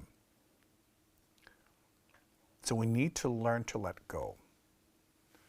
Think that your brain will be preoccupied with everything you haven't done that did not work, because normally you're supposed to learn from it. But today we just get the stress. Think of a time, 100,000 years ago when life was simpler. When you did something and you felt stress or you felt this or that, you knew it was that thing. Today we have a complexity, meaning that we can feel 20 different forms of stress, several different forms of unhappiness. We want this or that, we self-medicate, and we have no idea what's going on. So we can feel a lot, but it's this porridge of everything, and we have no idea what belongs to what. So it is difficult then to understand what to change or how to adapt. Let go. What is difficult for humans to understand, because we live in evolution, where we are supposed to do what helps this life form survive, is that there is no judgment. Spiritually, there is absolutely no judgment. Humans love their judgment. They love their criticism and their hate and their all of that, because that has always helped tribes and groups to survive. Right? It's identifying who's not doing it right. And the fear of not being good enough will help us be more productive for the group. It doesn't mean, it's not connected to happiness at all. It's survival. So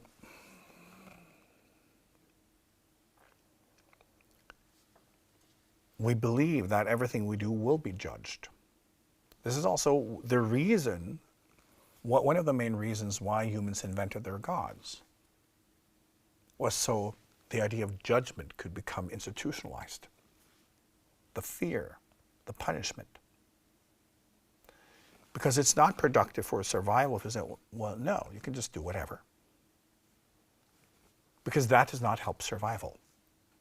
So it's important to understand that spiritually, a lot of the things that will make you grow and expand spiritually is the opposite of biological survival. This is why it's so difficult to let go. Because you're supposed to, biologically, feel ashamed by everything you've done that did not turn out well, because you're supposed to not do it ever again. So you're never supposed to forget anything. This is why when you lay there in bed by yourself, you have this whole news show about everything you've ever done wrong, everything you said that was embarrassing, that will play over and over and over again, because you're supposed to never ever forget. Spiritually, it's like, meh, doesn't matter. When we grow spiritually and we begin to assist others, we see this very clearly, that all that matters is where you are now and what's your next step. It's not what you've done in the past. It doesn't matter. It's like where you are at this moment, who you are as a result of your journeys, and what's the next step, and how can that be facilitated. So anyone actually in the position of assisting you will only focus on, from this moment, and what you haven't grown into yet, what you haven't done yet, how to assist you in reaching your potentials. So you can actively let go of everything. Everything in your past, all your wounds, everything you ever did wrong, everything that did not work, all these negative stories. As I said, your brain is hardwired to be negative, because that is the only incentive that can be given to the biological consciousness. It's, this is terrible, so you should move. There's always pain. Then combined with the hope of a better tomorrow. But spiritually, none of that matters. So you can actually allow yourself to let go of everything. If you fucked up something royally today, well, in the past it doesn't matter. You can choose love. You can choose compassion. You can actually choose happiness, but it has to come from within. So it's that. It's learning to turn this around completely and start with the inside. And seeing life as you just trying things out. And you don't have to do it right. Because spiritually, there is no such thing as survival. And when we remove survival, immediately everything gets turned upside down in a good way. Then you see it right. And you then say, oh, all right, I've been living in the upside down world. I've been living in that negative state of consciousness. Nothing matters but the unfoldment of who you truly are. So, try to learn to let go and say, it doesn't matter. If it doesn't exist in the now, it doesn't exist. If it happened in the past, well, I can't do anything about it. Gone. I'll get a new chance. Whatever you are and whoever you are and whatever your karma is in this very moment, that will be served. So if you were not able to do something in the past, well, it will be rehashed and reintroduced when you're ready. And when life sees that now's the right moment, now you can actually try this again. So everything in your past that you've not been able to digest, it will be reinvented, it will be reintroduced. So tell yourself, whenever you feel that you're kind of like, looping on something negative, okay, I can let go of this, because if I need it, life will reintroduce it, it will show me, and it will happen, and then I can see if I can do better. And learn to do that with absolutely everything. Only what exists in the moment exists. So allow yourself to let go of everything from last second in your entire history. And understand that it's all in your future. And it will be presented in a more intelligent way based on what you've learned in the meantime. There's nothing in your past you actually need, because it doesn't exist. It's just a bunch of negative stories about yourself. It does not necessarily give you an instruction how to be more present. So life will always recycle what you've not been able to figure out in new and better ways. So you do not need your past at all. And you will never be judged. Life will only encourage, it will only facilitate, it will only love you. Which is the opposite of the horizontal biological incentives. So, what is confusing for the human brain is that the biological incentives are always negative, as we talked about. It's a downside innovation. Do this or else you will die.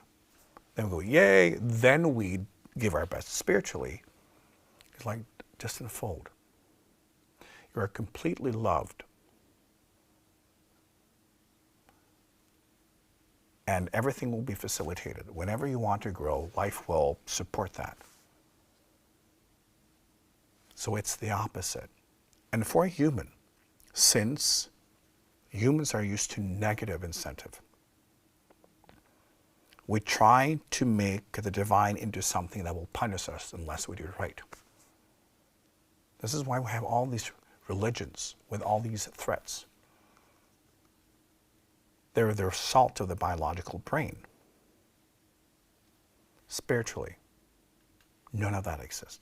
And it can be very confusing to not be punished. I have no number to how many people who want me to punish them. Because they think they will be a better person. No, you can do whatever you want to.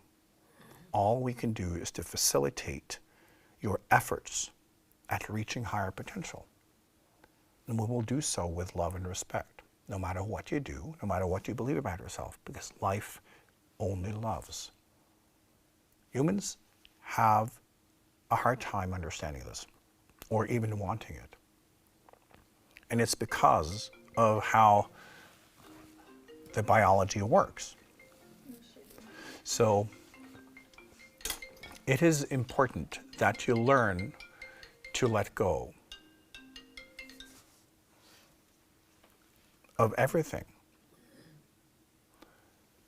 and just be in the moment and point forward. There will always be new chances, new moments, and you will be encouraged. But you won't see it for as long as you want to punish yourself. So, again, that's yet another way of working. Do we have any more questions? Nope, no more questions. Okay, good. Oh, or do we have one in the audience? No. No, okay. So, let's see. Yep. One part of unhappiness, when we look at it in a bigger picture,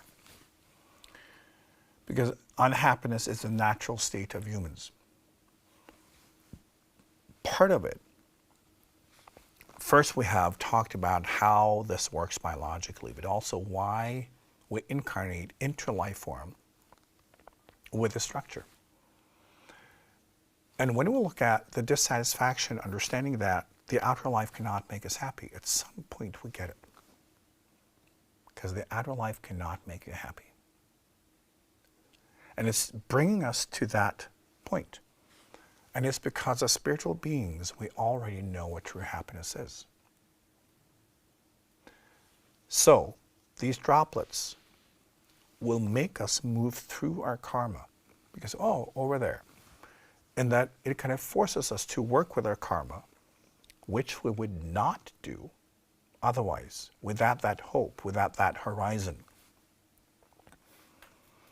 But at some point, we connect with the source. Once we have had enough biscuits, we find the fucking factory. And then we make our own biscuits. It's that.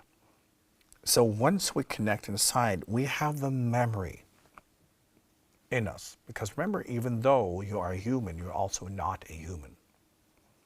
And in that part of you which is not human, you have the memory of what true happiness is.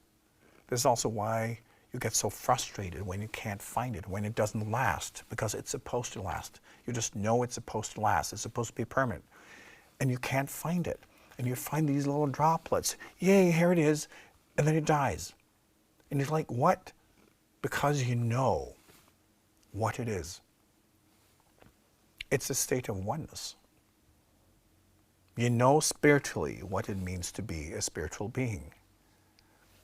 But when you incarnate into a human, you have to learn how to become a spiritual being as a human.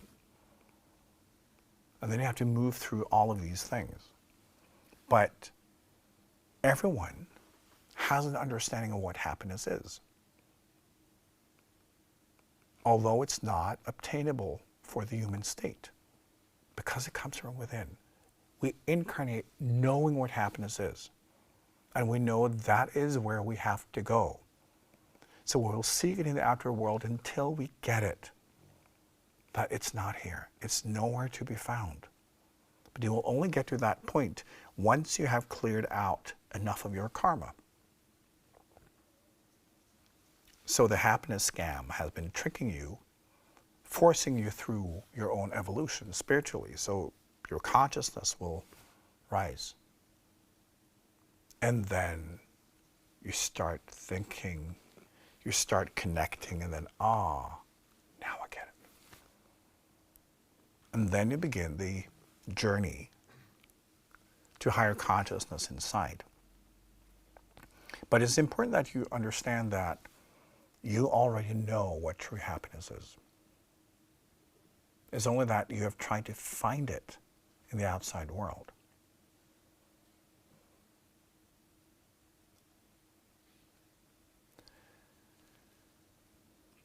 What we also then can do in our like horizontal life,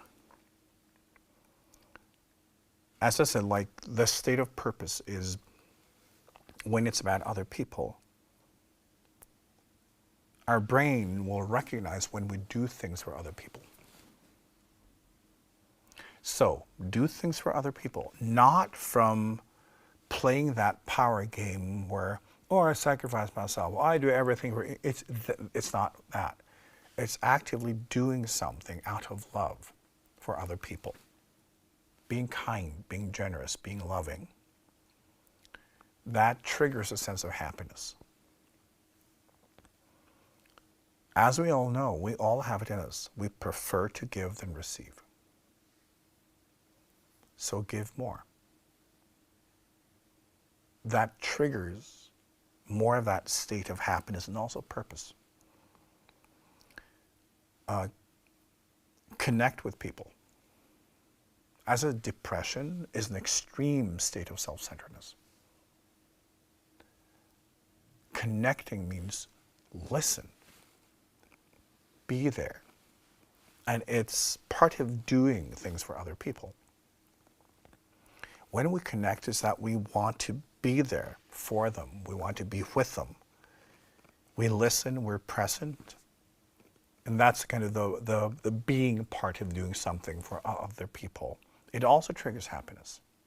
We all know it, right? We feel better about ourselves. We feel more content. We feel more happy when we are with people and when we connect with them. When we have these experience, when we can be with people and then we have these wonderful conversations where we just see each other, we're vibing. That is also happiness. Do more of that. But we have to go past this me, oh, I have my needs, blah, blah, blah. Understand, it will never work. Once we understand that whatever need you think you have, it will not make you happy, you can stop trying. You can do things that actually work. One thing that is interesting, I've given this exercise to people in deep depression. If we think of the self-centeredness that we're all today manipulated into by this overemphasis on the individual and our needs and how to fill them. It's just this. Notice the world around you. It is very interesting that this exercise, for many people, can pull them out of depression because you don't even have to interact with anyone. In a state of depression, it's just you. You're almost like the world it hardly exists because your feelings and your state is so important. By noticing the world around you, the brain will change because depression is lack of contextual understanding of yourself and your problems. So once you just sit there, notice the chair, really look at it, acknowledge it. Look at the world around you and acknowledge it. Try to see the world from their perspective. Try, for instance, this experience. How does the chair experience you sitting on it? Move into that. Just like look at things and try to experience life from that perspective and acknowledge the presence of everything. Because in depression, we really don't notice anything about ourselves. So when you notice, and you can just look at things, and you can look at, you can see that you find things beautiful. And try to have that intention that everything is beautiful, everything is special, and everything and every life form deserves to be acknowledged, deserves to be seen. How many things and, plants and whatever it is, people just walk by them. So try to see, try to acknowledge, try to be grateful. Maybe you have a tree in your street, It's just there. Nobody cares. Dogs pee on it, but you know, how many people are grateful for the tree? How many people are expressing their love and gratitude? Right? But it's just like, notice things. Take time to look at things and try to take it in. And when you do that in your life, for most people, that can pull them out of depression. Because you start feeling connected. And when we are in a state of connectedness, that also heals depression. And also another thing that is, now I'm listing things that you can do in your life practically, because that's also, you know, what we need to do to work with our own happiness and to make the choices, as I said, that can make your life one that produces happiness and a sense of purpose. What we also know is that when we learn, the brain produces happiness. Why? Because you're part of evolution. Learning is adapting. It's a trick. Because whenever we are part of evolution, we will be rewarded. Learning is you changing. It's very simple. If you learn something every day and you become aware of learning, you can learn like several things a day, but you can have the intention and also have an intentional learning. You can read an article. And you can listen to someone, they say something, oh, I haven't thought about that. Oh, I'm learning something. Instead of just letting everything just be one mush. Try to learn. Try every day to learn something you didn't already know. The brain loves it. And you're showing yourself that I'm part of evolution. I'm with the program. That will change your brain chemistry. People who learn are normally more positive. It's uplifting because I am irrelevant. I may have things in store. So especially also as we get older, it's really important because it will vitalize our brains. It will vitalize our brain chemistry. Because when we are relevant, we could still influence evolution. Remember, influencing evolution is not just about you having kids. It's also bringing up other people's kids. Traditionally, that would be the grandparents. Older people have always been the one who've been trying to transfer skills and culture. That's also purpose. So we can still be relevant for as long as we live, but then we have to learn, we have to adapt, we have to show that I'm still part of an active evolution in myself and in the world. And then my knowledge is valuable. Because for evolution, for everyone to be in constant growth is important. So when you're showing yourself, I'm doing that, your brain chemistry will make you feel relevant. And back to doing things for others and being present, right? It's that. Also, what you can do is to set goals. Want to achieve things. That disciplines the brain. As we talked about it, both the personal goals, it will make us move, especially if we're able to connect it with purpose. But if we can't, a goal at least is something, because that will normally, when we are working for something and we can track our own progress, then we'll find these little, crumbs or biscuits. One thing that so many people are struggling with, and it's really interesting, take care of yourself as if you love yourself. Many people find loving themselves, they would rather like pull out all their teeth than love themselves. It's so difficult. But you can learn to take care of yourself as if you love yourself. I have like one exercise that you can use, which may sound silly, but I guarantee you, if you do this every day for a week, you will start noticing a difference. And it goes like this. Every morning when you get up, you look at yourself in the mirror. You start your day by looking at yourself in the mirror. It could be the bathroom mirror or whatever you've got, but you stand in front of the mirror. You look yourself in the eye. And you hold it, okay? And you tell yourself that you love yourself. So basically, you look at yourself in the eye and you say, I love you. And then you do it as if you're saying it to someone else and you really want them to see and feel it, right? If you're talking to someone with no self-esteem or self-worth, right? And you tell them that I love you, right? And you want them to understand, right? Be in that energy and look at yourself that way and try to really go into your own eyes and say, I love you. And then just pause and then really try to convey that energy to that person in the mirror. And then do it again.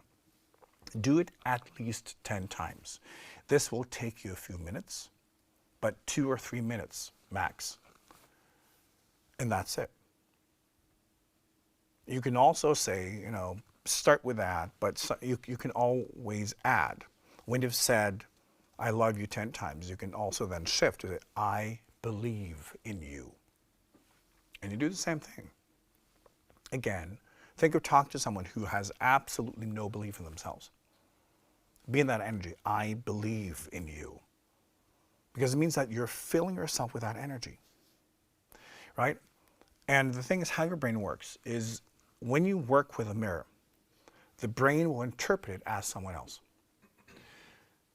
And as I have explained before, when we say something out loud, our ears are connected to our brain in a different way than our thoughts, because we developed our hearing to get the messages we need. It's listening to nature, other people, getting orders, so also we can know when something is dangerous. So when something is being said, it will influence the brain more than if you think it. And when you also see it, it will add to the experience. This exercise will change how you feel about yourself. It's very simple, but do it every day for a week and you will feel different. And you will feel for each day that it becomes more natural and that you will mean it even more. And I've had people working with this exercise who've had absolutely no sense of love for it for themselves at all. And after 1 week, they can start to feel it. It's a very simple exercise. But if you continue with it, you will continue to build that strength. So that's one thing you can also do. Back to letting go, it's acceptance. Good things happen, shit happens, it's life. Don't give too much emphasis or importance to anything. Nothing is worth it. It has to come from within. So back to kind of letting go, accept, well, this is what it is. It's fine. I do this, this happens, whatever is. There's nothing wrong with it ever. And then work from within. And of course, meditation. That's extremely important when it comes to happiness, because it's for all people to learn to connect and live from the inside out instead of from the outside in.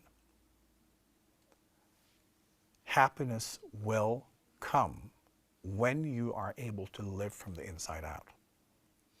And I said, the difference is when outside in, you start with the world and you try to become what the world is showing you and telling you, and you're adapting, right? That's smart from evolution, but you'll never be happy. From the inside out means that you recognize what you are, you can let that come through, and then you see life as a way to express and to experiment and to have fun, and nothing really matters. Once you let that flow through, there will be more of it. So you have meditation, spiritual work, because that will make you go in and up, and you will connect. Everybody knows this. You will experience flow. You will experience that part of you which is not the person. And that brings me to alignment, because true happiness is alignment. So what is alignment? It is basically that if you think of that, you have many different levels in yourself. And that level has a center. If you think of it, it has a whole. If you think of it like spiritually, and you have the subconscious, you have thoughts, you have emotions, you have your body, you have your attitudes, intentions, and you have your actions and manifestations, and all of that. Think of all of that. And they can be placed a little differently based on different balances and where they are. And think of your flow, your happiness, love, your growth. Everything you are is only available in the absolute here and now. And as we experience that people today, we're pulled in different directions. We're all over the place. Meaning just in your body, you're not in alignment. Because it can only come through there. That's where it is. And if you're not present in a balanced way in your mental level, there will be nothing coming through. If your emotions are all over the place, it will not be channeling anything. So by the time it reaches your brain, you've filtered out most of it. So you feel nothing. This is also something that happens when people start meditating. They're like, where is it? Well, you're not aligned yet. So alignment means that all these holes or doors are aligned. So when you look up, metaphorically, you see all the way up, and the flow is coming through. Then it's constant. And it's learning how to find that balance in ourselves. And we have so many different parts, so many different aspects. But it's that when we meditate, when we do spiritual work, over time we will achieve more alignment. More of the flow, more of what we experience is becoming permanent. And that is how the shift can happen, where you can start living from the inside and out. So your outer life is an intentional reflection of what you are spiritually. Instead of you as a person trying to find spirituality and trying to become spiritual by your outer interaction. You start from within and you're aware of it. You let it flow through. Alignment does not just happen. It's work. Anyone who's achieved any level of alignment knows it takes years of work. We gradually balance ourselves where we become more resilient so that we keep balance, we keep harmony no matter what happens. That's because we then already realize, well, this is not important. I let go. These are just manifestations. They don't matter. My state, that's real. My transformation, what happens as the result of my manifestations, that is what matters. So gradually we grow into this state where it's coming from within. So back to the starting point, it's detachment. It's understanding that this is not important at all in itself.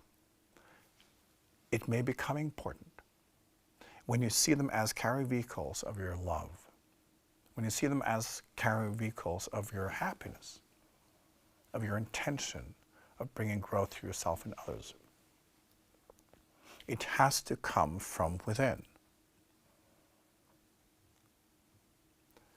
So daily meditation, inner work. And yes, as one person mentioned, also use your imagination. Create different states, visualize, feel. You see that if your outer world doesn't work well, start with the world within and figure out what brings balance to me, and then try to create that energy, and then say, okay, how can I achieve this in the outer world? But remember that your brain's natural state is negative. And it will switch once you start living from the inside out. The more spiritual flow you have, the more your brain will change. And many of you have experienced this. Because when you have that kind of higher information coming through, that will instruct the brain. Because the human is all over the place. Your flow can be consistent. But the only way for it to be consistent is for you to work on your alignment, which is really trying to figure out, how can I go higher? How can I dedicate myself more? How can I surrender more? So try to go higher and wider in whatever way you can. You know, spiritual work is not difficult. It just takes effort. It just takes daily practice. But whatever you do with the intention of going in and going up will over time work. It's only when you reach the level where you're able to go past your human. Many of you experience this in meditation. As I said, the first step in the meditative state is where you recognize that I don't exist. That's the beginning of happiness. Because it's no longer limited by the human. It's the human that recognizes I don't exist. And it means that you exist even more. It's the first step. And then it can go deeper and higher. And the more you connect with that, the higher you go, the more you let it be channeled through your body, the more you let your life become a reflection of what is already inside. When you peel away all of the human strategies and recognize, oh, they assist me in working out my karma. That is what I'm studying. Those are my textbooks. These are my courses, but it's not me. Spiritually, I am the one doing this. I'm not the result of my karma. That is just a state to assist me being in the right classroom. I am a higher being incarnating. The more we do spiritual work, the more this takes over. The only way to achieve permanent happiness is through oneness. It's through spiritual we-ness. It's connecting. It's exploring. It's going higher. Always. And understanding that your natural state as a spiritual being is happiness. Your natural state is love. Unconditional love. It's unconditional acceptance. It's unconditional compassion. It's unconditional growth, unconditional expansion. It's unconditional ability to nurture and assist others. It's unconditional connectedness. And all of that is already in you. Because you're looking for it in the outer world. But you will not find it. So go within, go up, and make alignment your first priority. Make love your first priority. Make connectedness, sharing, we-ness, all of that, make that more important than your individual goals, your individual actions and thoughts and emotions. The whole complex of human happiness. Let go of it. what you get served in small droplets, within, you already have the ocean. So go there and open up and let it flow. Then you will be in a state that is resilient, that is unconditional, and it can never be influenced by anything. And that is the state of alignment, true happiness.